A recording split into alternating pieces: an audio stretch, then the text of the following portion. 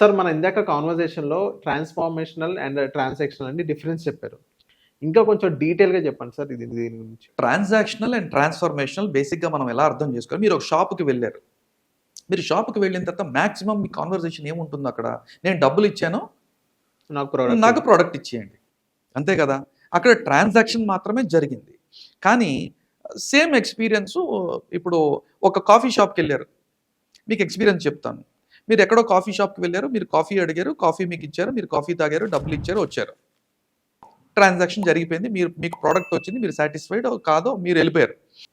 రీసెంట్గా మా ఫ్రెండ్ ఒక ఎక్స్పీరియన్స్ షేర్ చేశారు.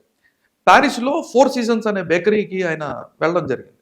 ఆ బ్రాండ్ షాప్ అంటే కాఫీ ప్లేస్ అంటే ఆయనకి చాలా ఇష్టం. అక్కడ వెళ్ళి మంచి కాఫీ తాగుతామని ఈ వెంట్ దేర్.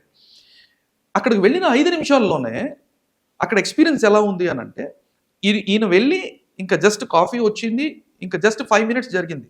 ఈయన వైఫ్తో కూర్చొని ఉన్నారు. విదిన్ 5 minutesలో ఆ కాఫీ ప్లేస్లో ఉండే ఎంప్లాయీస్ అందరూ ఈయన పక్క నుంచి ఎవరెవరైతే వెళ్ళారో వాళ్ళెవరికి ఇతను తెలియదు. ఇతను వెళ్ళి 5 నిమిషాలే అయింది. కానీ 5 నిమిషాల్లో అక్కడి నుంచి వెళ్ళిన ఎంప్లాయీ ప్రతి వ్యక్తి కూడా good morning mister Rich, good morning mister Habits, how are you, Rich Habits ఆయన పేరు.